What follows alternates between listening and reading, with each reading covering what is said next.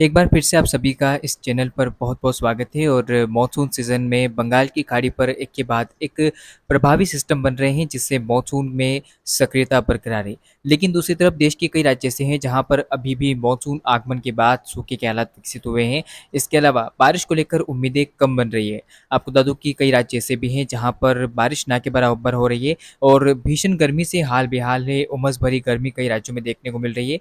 हालांकि कुछ राज्य ऐसे भी हैं जहां पर लगातार भारी बारिश के चलते लोग परेशान हो रहे हैं। ऐसे में बारिश को लेकर क्या संभावना रहेगी, अगला सिस्टम किस दिशा में आगे बढ़ सकता है और देश के किन राज्यों में ये सिस्टम भारी बारिश दे सकता है, आइए जानते हैं इस वीडियो में।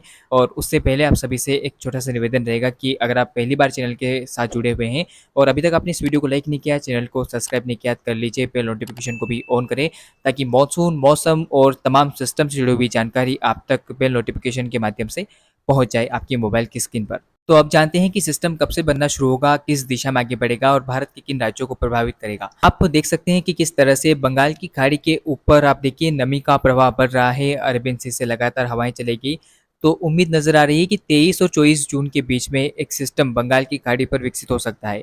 उम्मीद और संभावना है कि बंगाल की खाड़ी के मध्य हिस्सों पर एक सिस्टम बनेगा जो आगे बढ़ता हुआ उत्तर दिशा में आगे बढ़ सकता है। उत्तर दिशा में इसके आगे बढ़ने के साथ साथ सिस्टम इंटेंसिफाई होगा। उम्मीदें नजर आ रही है कि 24 जून के आसपास ये सिस्टम एक निम्न दबाव का क्षेत्र बन जाएगा और इंटेंसिफाई होता हुआ अब आपको बता दूं कि तटीय इलाकों की ओर बढ़ेगा। हालांकि पहले सिस्टम उत्तर पश्चिम दिशा में आगे ना बढ़ता हुआ उत्तर दिशा में आगे बढ़ेगा, जिससे में ये बांग्लादेश की ओर जाने को लेकर संभावना व्यक्त करेगा।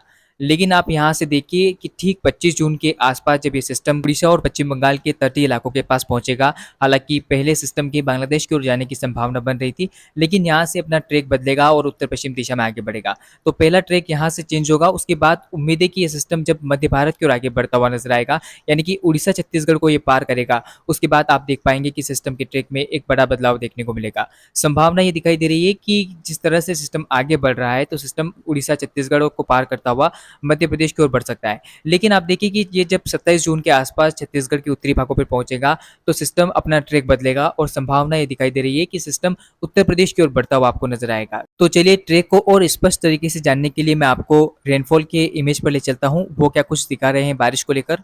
ये बारिश का पूर्वानुमान का मैप है। इसमें आप देख सकते हैं कि जीएफएस मॉडल बारिश को लेकर क्या संभावना दिखाई दे रही है। इसके अलावा सिस्टम की किस दिशा में आगे बढ़ने की संभावना दिखाई दे रही है। बंगाल की खाड़ी में बनने वाला ये सिस्टम आप देखिए इंटेंसिफाई होता हुआ पहले उत्तर पश्चिम दिशा में आगे बढ़ेगा। हालांकि इसका ट्रैक पहले उत्तर की ओर रहेगा, लेकिन ये धीरे धीरे उत्तर पश्चिम दिशा में आगे बढ़ता हुआ नजर आएगा।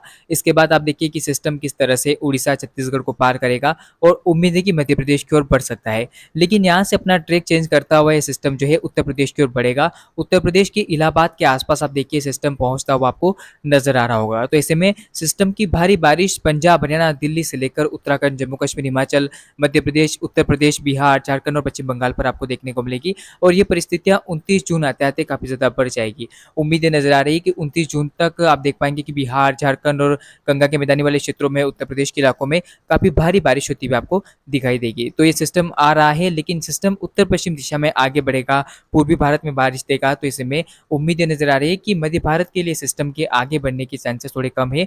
हालांकि फिलहाल जो वर्तमान समय में ट्रैक नजर आ रहा है सिस्टम का, वो उत्तर प्रदेश की ओर रहेगा। तो ऐसे में पूर्वी भारत, इसके अलावा उत्तर पश्चिम भारत के कई राज्यों में झमाझम बारिश होती हुई आपको दिखाई देगी इस सिस्टम के चलते। तो फिलहाल इस वीडियो में, इस बुलेटिन में इतना ही। लगातार आप मेरे साथ बने रहेगा, वीडियो को लाइक कीजिएगा, चैनल को सब्सक्राइब करना ना भूले और मॉनसून मौसम की तमाम जानकारी के लिए आप जुड़े रहिएगा चैनल के साथ। धन्यवाद।